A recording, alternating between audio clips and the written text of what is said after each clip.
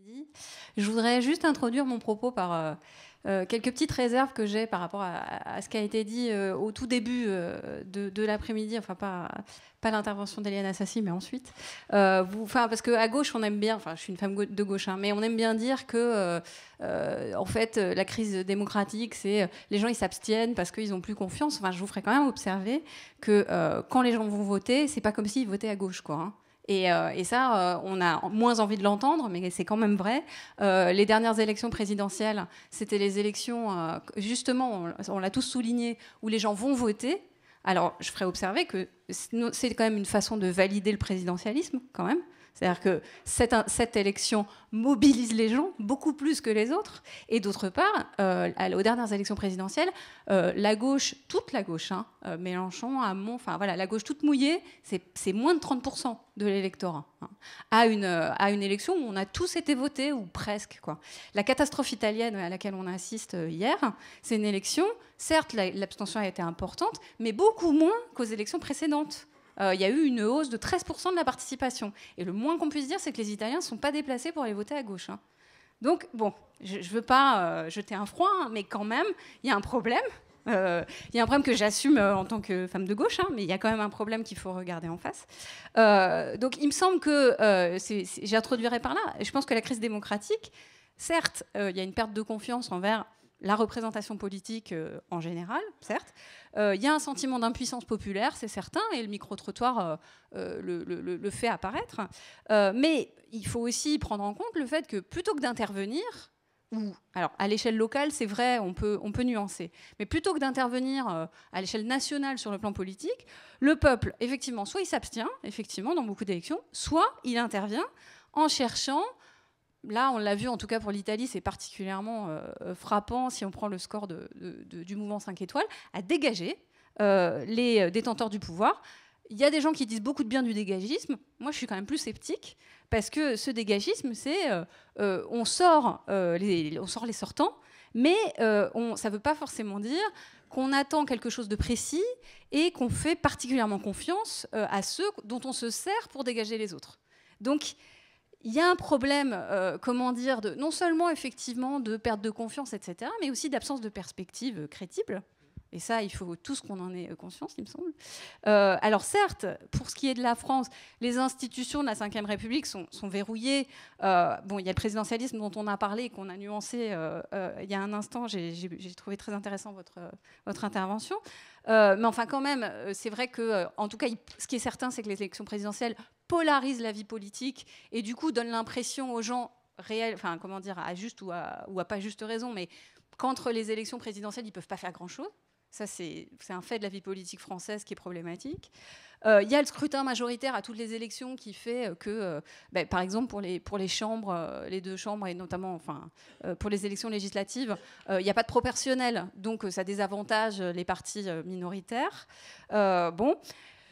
Et de fait, effectivement, à part à l'élection présidentielle, on en arrive paradoxalement, dans un certain nombre d'élections, à une forme de retour du suffrage censitaire, non pas parce qu'on interdit aux gens de voter, mais parce que, de fait, les classes populaires, effectivement, laissent leur droit de vote à d'autres et laissent d'autres, du coup, décider à leur place.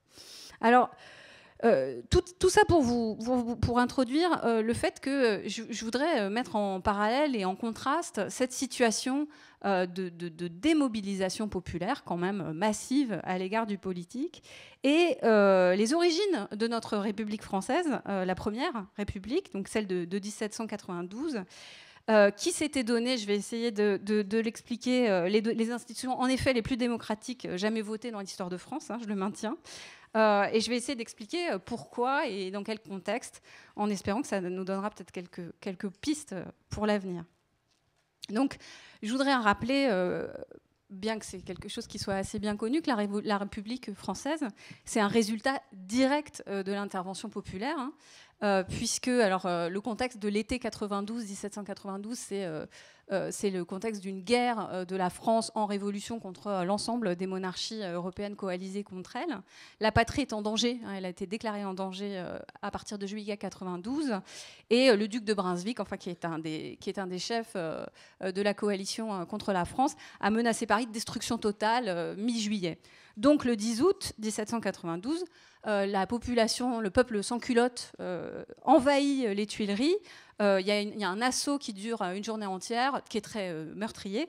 Et à l'issue de cette journée, le peuple fait prisonnier le roi et sa famille, le conduit sous escorte à l'Assemblée nationale et oblige, vraiment sous menace des baïonnettes, les députés à prononcer la déchéance du roi. Et c'est à ce moment-là que de nouvelles élections sont convoquées pour écrire la première constitution républicaine de l'histoire de France. Donc c'est la Convention nationale qui est élue à l'automne 1792 au suffrage universel masculin. C'est la première fois que le suffrage universel est appliqué en France. Et la République, elle est proclamée au lendemain de la victoire de Valmy. Donc c'est une victoire militaire, mais qui peut être considérée à bien des égards comme une victoire populaire, puisque l'armée révolutionnaire, c'est l'armée des fédérés, c'est l'armée des sans-culottes, quoi. Voilà. Et d'autre part, donc les montagnards, Robespierre, Saint-Just et d'autres, prennent l'ascendant sur la Convention à l'issue de la longue période du procès du roi, qui finit, comme vous le savez, par sa condamnation à mort. Et les montagnards prennent l'ascendant parce que, contrairement aux autres députés, ils font le choix politique, extrêmement audacieux, d'assumer le choix de l'insurrection populaire. C'est-à-dire que Saint-Just et Robespierre se font remarquer à ce moment-là parce qu'ils valident, enfin ils disent que non seulement la Convention doit condamner le roi à mort, mais qu'il n'y a même pas de discussion en réalité à avoir sur ce point, puisque mettre cette question en litige, ce serait mettre l'insurrection populaire en litige.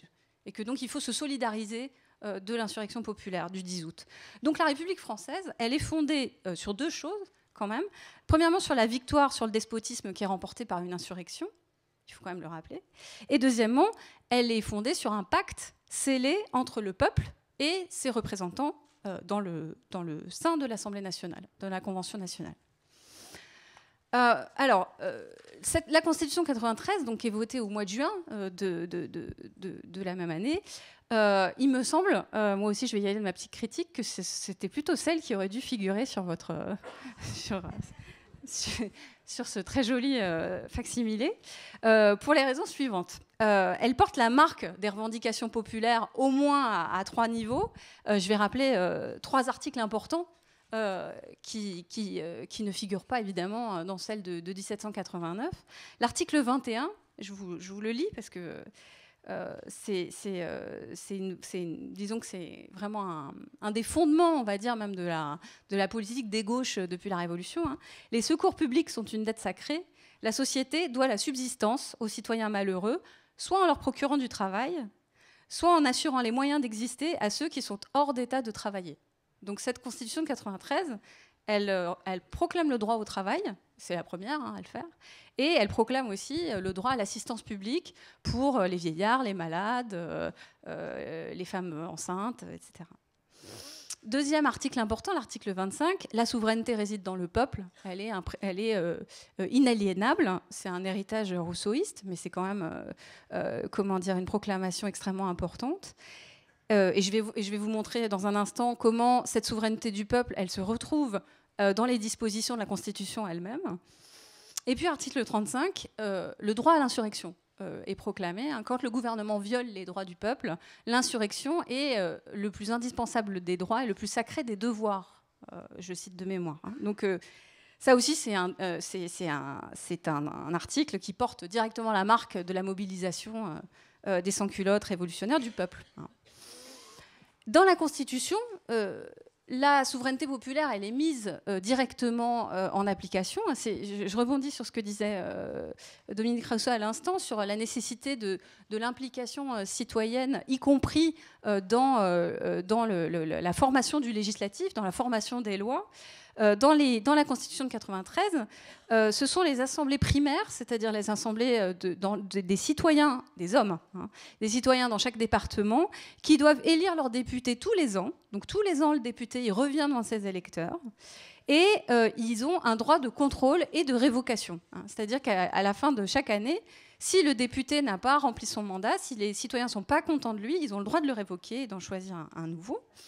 Et par ailleurs, deuxième chose, les lois sont bien évidemment votées par l'Assemblée nationale, mais elles ne passent que si les assemblées primaires ne s'y opposent pas.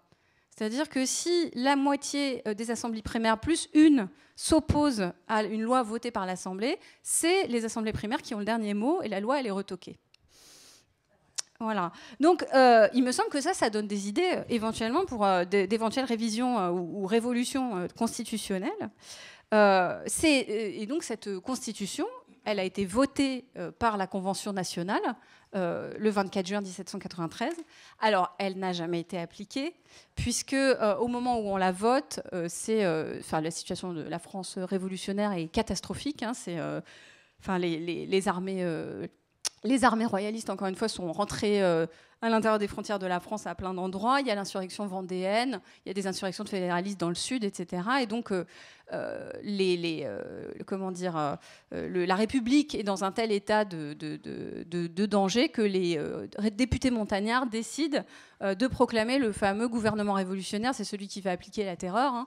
Et donc, ils décident que ce gouvernement révolutionnaire aura les pleins pouvoirs. Enfin, en fait, c'est l'Assemblée et dont les comités exécutifs sont issus qui aura les pleins pouvoirs jusqu'à la paix. Et évidemment, cette constitution ne sera jamais appliquée puisque Robespierre va être renversé avec ses principaux soutiens, comme vous le savez, je pense, en juillet 1994. Et les députés des assemblées successives vont s'empresser de remplacer cette constitution de 1993 par une autre beaucoup moins démocratique qui rétablit notamment le suffrage censitaire. Cela dit, je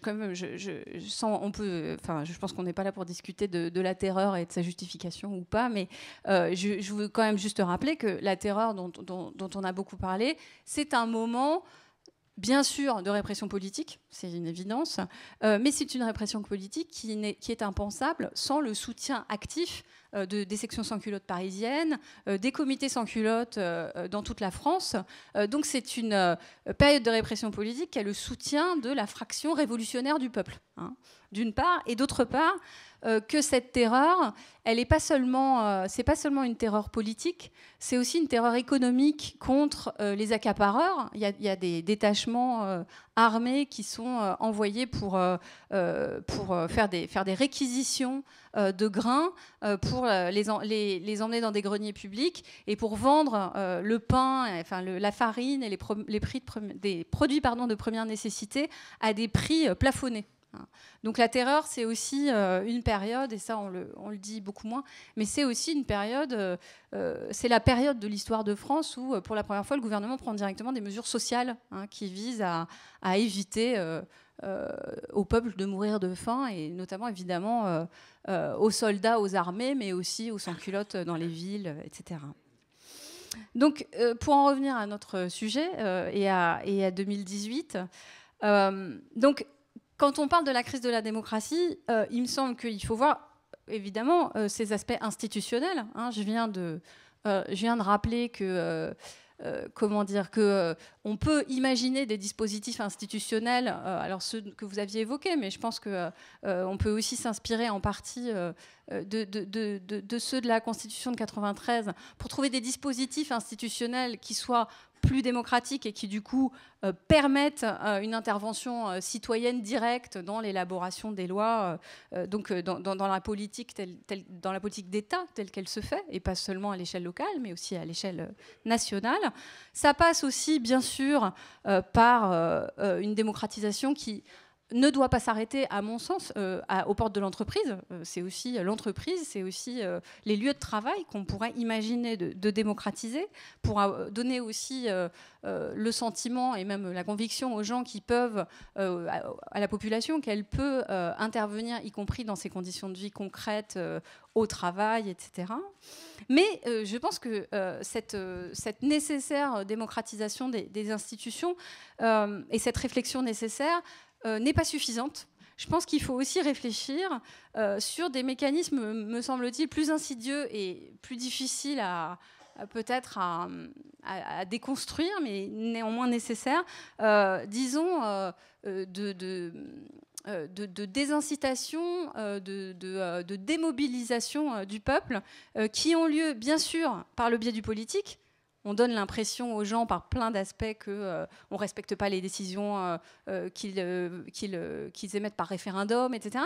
Mais il y a aussi d'autres formes de procédés démobilisateurs et qui sont dans la société, qui sont hors du politique. Et je pense qu'il faut réfléchir dans le cadre même d'une révolution, disons, constitutionnelle ou plus largement politique, aux mécanismes d'aliénation consumériste, par exemple, qui sont une force importante de démobilisation, aux nouvelles technologies. Il me semble qu'il y a une insuffisante réflexion en politique à gauche. Les nouvelles technologies, on a quand même le sentiment dans les discours de la plupart des politiques que c'est juste merveilleux et que ça va juste nous rendre tous plus connectés, etc. Moi, j'ai un peu envie de dire que c'est aussi des technologies abrutissantes, aliénantes, qui portent atteinte directement aux mécanismes de réflexion, etc., de mémorisation. Et les réseaux sociaux, dont là aussi on dit grand bien, tous les politiques disent qu'il faut s'en emparer, etc. Mais c'est aussi des formes d'appauvrissement du débat public, d'hystérisation de la plupart des débats. C'est inférieur à ce qu'on peut avoir comme qualité de débat quand on se retrouve en vis-à-vis. Et donc je pense que de la part de la gauche en général, il serait bon aussi de réfléchir à toutes ces questions-là. Je ne prétends pas apporter mes solutions clés en main, mais je pense que la révolution constitutionnelle me paraît nécessaire, mais pas suffisante. Voilà, je vais m'arrêter là. Je vous remercie.